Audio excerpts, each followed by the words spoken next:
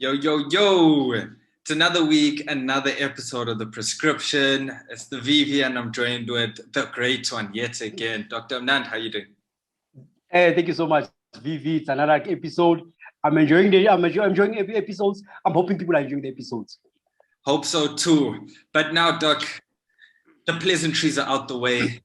We need to talk about the real stuff. Bafana Bafana. Yeah. Basically, disappointing us again. Now, I know they've just sacked Molev. We also were coming. No one's really too surprised. Yeah. And by his comments, he also kind of knew. What is our downfall there, Doc?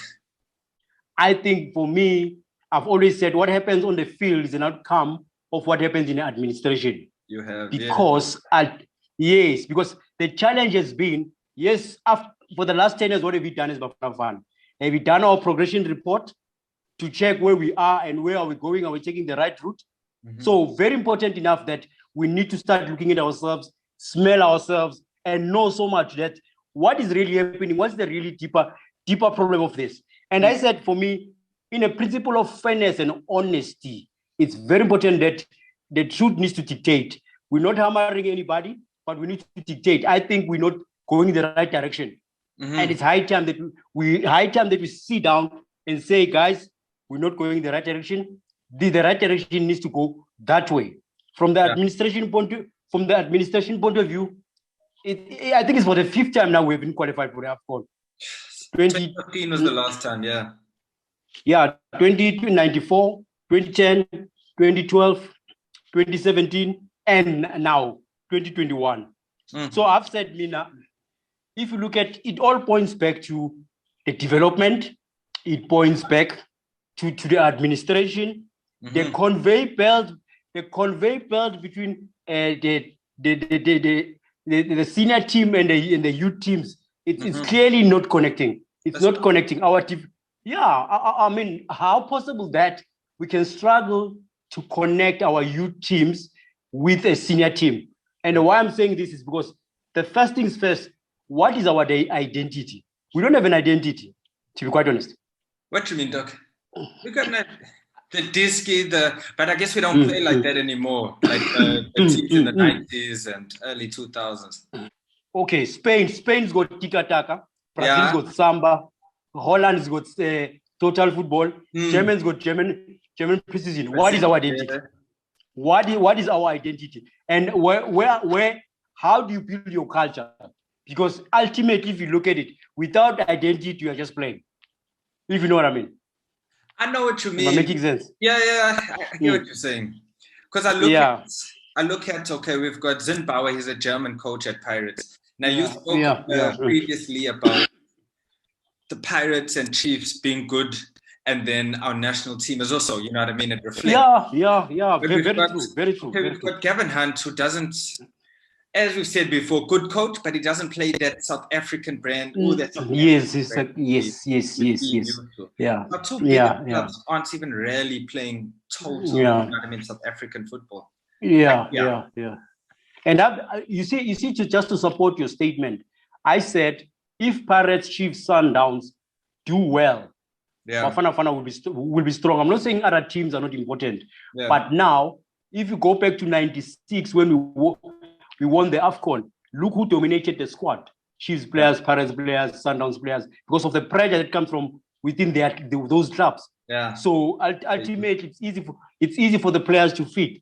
But if you also go back with the fact that we spoke about the Spain having a tiki-taka, I'll take you back just to remind you of memory bank. Spain before 2010, you know what they've done to win the World Cup? They dismantled all their development structures because of their identity. They felt that we don't have an identity, we need to find ourselves. And the best form of finding ourselves, we need to start from the youth teams. And starting from the youth teams mean we're going to impose an identity that says, this is Spain, this is what we represent, this is what we are about. You've seen how the Barcelonas have done well, the Real Madrid, the Atletico Madrid have done well because of an identity. This is what we're lacking. Yes, our administration is not doing well. It's in terms of making sure that we sit down, have those progression report, we take stock, get feedbacks on whether we're doing the right or wrong, we're going the right direction. But I can tell without identity, we can talk the whole day, me and you. Still, we're not going to fix ourselves. Hey. So, yeah, and it's very crucial and important to learn from other countries. We're not saying that we must do like them, but to learn some of the important things that they do. So the last 10 years exposed us so much to say, okay, the last 10 years, how many players did you promote? How many players are playing in Europe? How many players are coming from the youth systems? And how many players in those youth systems are playing regularly in a PSL setup? Very few. Yes, if you're a coach of Bafana Bafana, one important thing that you have different type of the players that you get by selecting them. But the challenge then becomes for you as a coach, you need to find a combination play. Combos between those players. But also, do we do monitoring of the players who are playing in Europe to call them enough to say, come and represent the national team? I don't think we do that.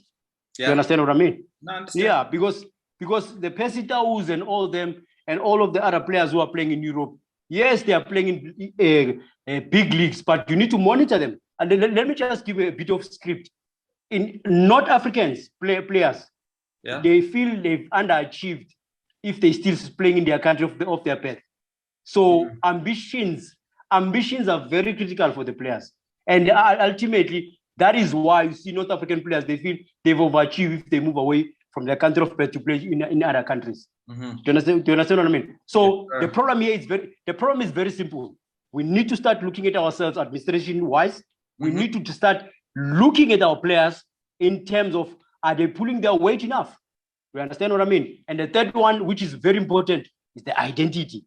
We don't have an identity. And when we say South African style of play, we're not just talking about people getting on top of the ball. No, we're not talking about that. We've got our own style. Remember, we are informed by the quality that we have. So it's high time that our administration sit down and say, this is how we're going to move from this point to that point in terms of the identity. Yeah. If you know what I mean. Yep. Does it make sense? It makes sense. But now we talk about the players there a bit. And I want to kind of get a bit real with it. And I'm not having a go with anybody. But we look at a few years back. Now, you must have played with them. We had Benny, we had Steve Pino, Quinton Fortune, you know what I mean? That type of generation. Sean Bartlett. Sean Bartlett. Bartlett. The players, you know what I mean? These guys, Bartlett was playing for Charlton, but playing regularly. Benny was, playing all over the world, winning Champions League. There you have Quinton Fortune playing for United when they were on top. You had Steve Pino played every single match for Everton. Are our players good enough? To be quite honest, our players are good enough, but do they have the mental capacity, the mental toughness to withstand all the challenges? Because I can tell you, if you move from a country of birth to a foreign country or Europe, you need to have a mental toughness. I've always said to myself, the last 10 years even exposed us. How many players did you export to European leagues? How many? And how many did come back? Not the top leagues at least. Yeah, no, not the top leagues. So it tells you that there's something wrong that is not done. There's something that is not done in the development structures. Because it points back to the development structures. This is where you are taught the right habits. This is where you are taught how to be a professional footballer. This is how you are taught to become a super athlete, if you know what I mean. Yes, most of our players didn't go to academies to grow as a footballer. We just started football along the way. But that's not an excuse. It's about how hungry and desired we are to achieve things in life. I think some of our players who are playing in South Africa are more comfortable playing in South Africa than going to Europe. I know what you mean. Now, those names I just mentioned, a lot of them went overseas pretty early, 17, 18, your Bennies, your Steves, playing for Dortmund, Ajax, and stuff like that. Now, you're going to be chatting to a youngster. He's 17 and ball. Do you tell him, hey, try and break in PSL? Or do you say, hey, go to an academy overseas? We need to start fixing what is here in South Africa. Yes, I know we're rushing to Europe. But last week, you asked me a very good question. Are our development structures good enough to develop players for the European base, for the European side? Our development structures also need to be dismantled to say, starting from scratch, we hire qualified coaches who are going to be able to deal with developing players, not results orientated, if you know what I mean. That's it. Yeah, so it starts there. That's where you start. Secondarily, you go back and have that relationship with the clubs.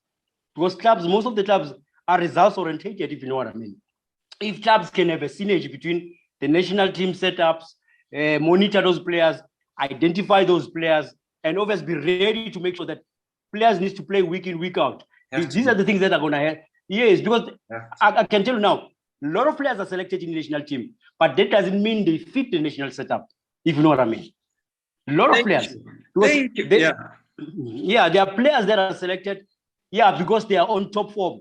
But now, when you get to the national team, question is, do you have an experience? No.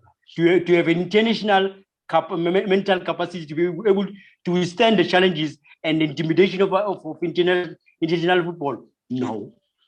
Do you understand what I mean? So these are the things that, because we are just selecting because top players in our country, but are they able to stand the international scene?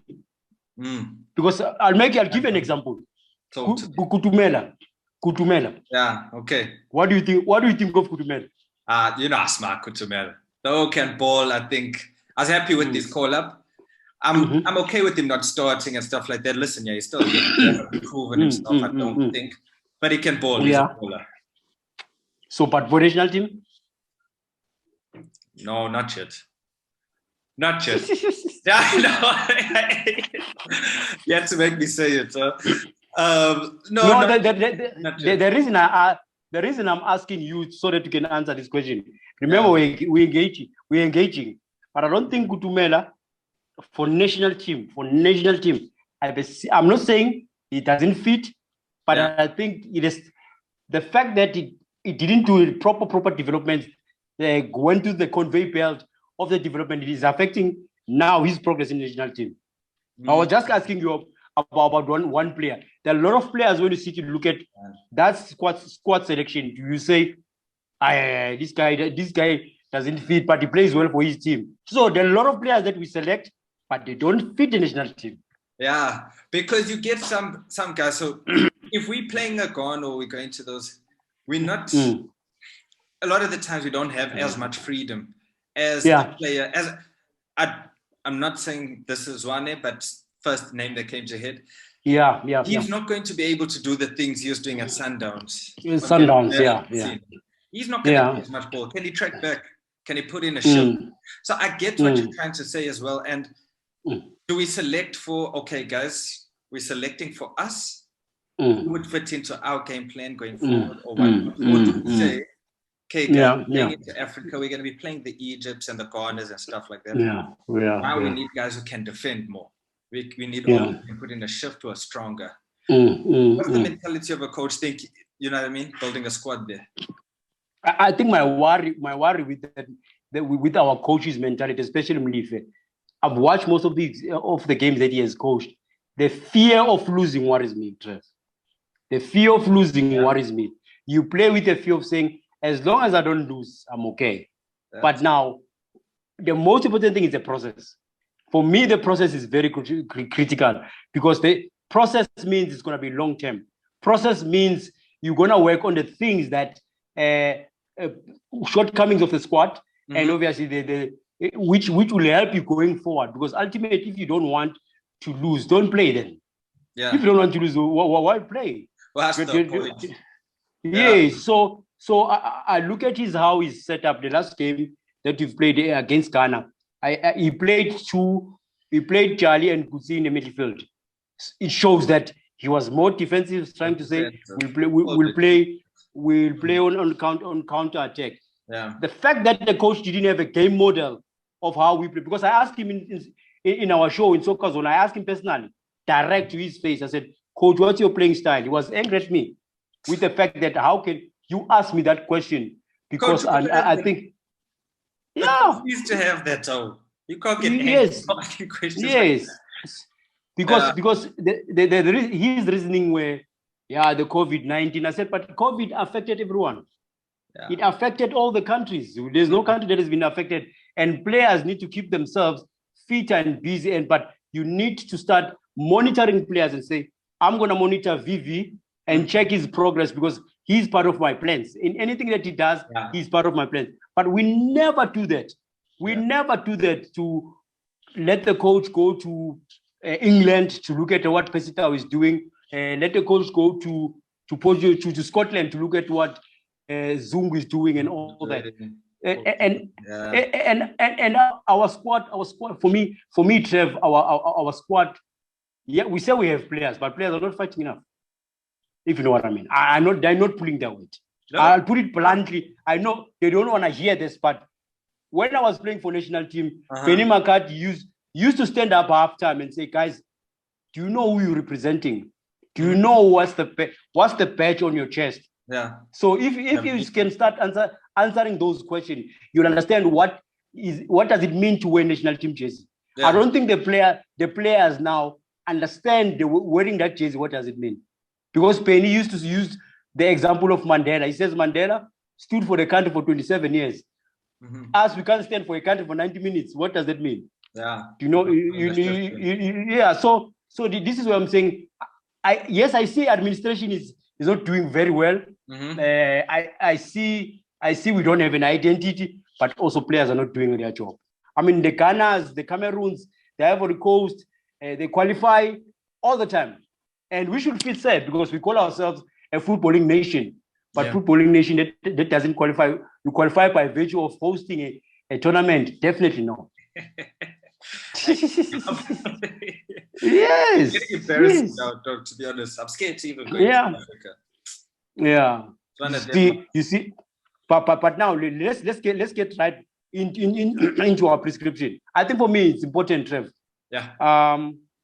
I said let's go back. I spoke about three crucial things: administration, the players, and the identity. Yes, sir. When I say the players, I talk about the development. Okay. We need to restructure. Yeah. Okay. We need to restructure our development because our development has taken a knock. Yeah. Then third one, identity. We can do everything that you want to do. We've got all the resources, but resources are useless when you don't have an identity. You need to have an identity so that it gives you a profile as a country that as South Africa, this is what we represent, if you know what I mean. Yep. Right. But now there's something that is called tactical periodization. Tactical periodization is when a coach has to select players. You don't just select. We spoke about Kutumela now. Yeah. You know what I mean? Okay. So tactical periodization, it's got 5 branches. 1, it is a player's ability, and 2, experience of a player. 3, his club aims is very important. If for instance, we spoke about Chiefs, Pirates, and Sundowns. Yeah. What is Chiefs, Pirates, Sundowns aiming for every season? You see? So what does it mean for a player? It means pressure. It means experience. Yep. You know what I mean? Yeah. And then the fourth one, the club and country, meaning the club and country, the synergy between him coming from his club and going to the national team. Yeah. Can he fit? Can he suit? Is he part of? Can he fit the game model of the national team setup? The last one will be tactical endurance, which is very important in terms of players understanding the conditioning, which is that conditioning is not just a conditioning. Because within the individual conditioning, if you look at North African players, the reason they do so well, their conditioning is at a high level, very high level, and we don't have an excuse. We need to be in the same level as them, but because of we're not mentally tough, we're not psychologically aware, we take things for granted. That is where we find ourselves where we are. So this tactical periodization, the new coach who's going to come needs to come and sit down with the administration and talk about it. This is what I'm going to put in place in terms of the structure. This is what I want to put in place in terms of when I select my players, I need to select based on A, B, C, and D, the tactical periodization that I said. Because yes, the ability is important, but also the experience is important. And also the synergy between the country, it's very crucial. tactical endurance is very important, and the club and the country, which is very, very important. Going forward, I can tell you things are going to change, but every year we need to have a progression report to say what have we done. Got to monitor. What gets measured gets done. Yes. Yeah. Because I can tell now, we're laughing stock. People are laughing at us. We call ourselves footballing nation, but when do you qualify? Qualify by virtue of hosting. You know what I mean? I enjoy it when you bring it up. And I mean, if you don't laugh, you're gonna cry. Yeah, it was making me cry for too many years now. I think me, I'm the most angriest because I want to see our football grow. I want to see South Africa being there on top with those top African teams. Yeah. There's a lot, but the problem is we don't believe in development. We don't think our development can carry us going forward because of the results. And you spoke about Kevin Hunt, results-oriented coach, but how many players does he develop? How many? Very few. Very few, maybe one. You understand what I mean? So if we can refer back to development, our country will be back on its track, because the Germans, England, the Rashfords and all that in England, where do they come from? From the youth development structures. From the youth clubs, because you look at the England clubs as well, and just talk to some of these teams, and I see you guys don't even have a youth team. Some of these clubs in the PSL don't even have youth teams. They just have the one team. There's no structure. I'm not even talking about one team per age group. I'm saying you don't even have one junior club. All the English clubs, mostly European clubs, and that's where they're getting it from. Yeah. Also, with their starting, they're an outlier, but they're starting from. You know what I mean? So, but if you also, if you look at Barcelona, the biggest team in the world, they can buy any player at any given time. But look at their development structures, very strong, very strong. Madrid, you go to England, Manchester City, all these big teams. They have a strong development base. And now it exposes the Chiefs and them, because if you look at Chiefs, the reason they didn't take development seriously until now, when they couldn't buy or to go to transfer market, if you know what I mean. Yeah, things got real quick for them. Yes, because if you have a strong development teams, there was no way they would struggle. So now it's gonna teach them going forward that one of the feedbacks that we need to take going forward is the fact that we need to have a strong development base. Yeah.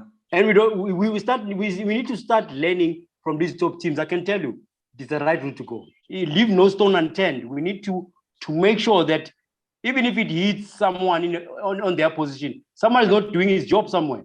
Because even if we can look at Shakes Mashaba. For me, the reason I mentioned Shakes Mashaba.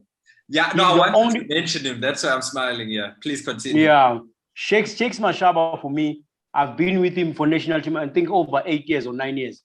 And I can tell you, he's the only coach who will tell players that I don't care how much you earn, I don't care which league you play in, but when you're wearing this jersey, you are representing yourself, your family, your nation, and the whole country. But now, what's important is we need to get results week in, week out when we play for national team. So Shakes Mashaba, for me, they can go and look for other coaches everywhere, but he's the only person who knows Bafana Bafana. He knows it. And going back to what you said, you're playing well for your club, but do you fit in this here? Yeah. Remember when Nasri? They're doing excellent for club. I mean, for clubs, but you don't fit into the French, No. So you're not going to play. So now with Shakes, he was the only one, I think, brave enough to actually say, if you're not playing Mastal, if you're not tracking back, you go home. And he got results. He wanted results. He's getting us results. I think it's high time they sit down now and say, Shakes Mashaba, let's swallow our pride, let's bury the hedges, come back, let's restructure everything, and then get a job done. You'll see, we will go back to we're not saying we're going to win World Cup now and all that, but the 2022 vision is going to expose us. And not qualifying has already exposed us that there's a lot of wrongs that we are not doing. A lot of wrongs that we are doing. But now, 2022 vision that we spoke about, are we on the right track? I don't think so. Now, Doc, European footy, the man, Aguero! You know the Yeah. Retiring. Company's gone, Yaya Toure is gone, Silva's gone. But Aguero is one of the best in the Premier League. Yeah. Now, Doc, for you got to start one, bench one, sell one.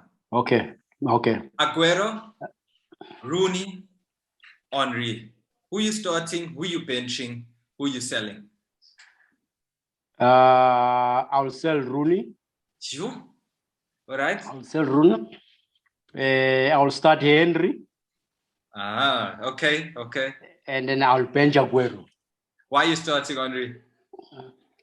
I think for me, he's the most complete striker I've ever seen. Can deal with 1v1s. Yeah. He's a modern striker, Henry. And apart from the goals that he has scored, but he can also set up players. Because a striker is not about you only scoring, it's also about bringing on players around you. Yeah. But I think Henry's got, for me, he was the most complete striker. The pace, 10 yards off the mark, very quick. He could hit the ball properly. He could beat defenders 1v1. I think Henry will start for me anytime, any day, the whole night. All night. And then Aguero, and then Aguero, top finisher. He's a strong player, a strong boy. But now Aguero, you need a certain type of service for him because of the height factor. So if he plays against big boys, you don't have to feed him aerially because of the height. You can only feed him on the ground. But also a very top striker. The reason I'm selling Rooney, I think for me, Rooney, as he grows older, I think it deteriorated. He went. He did. You're right. You know what I mean. You're right. So I felt that he needed to finish much stronger because of the quality that he has.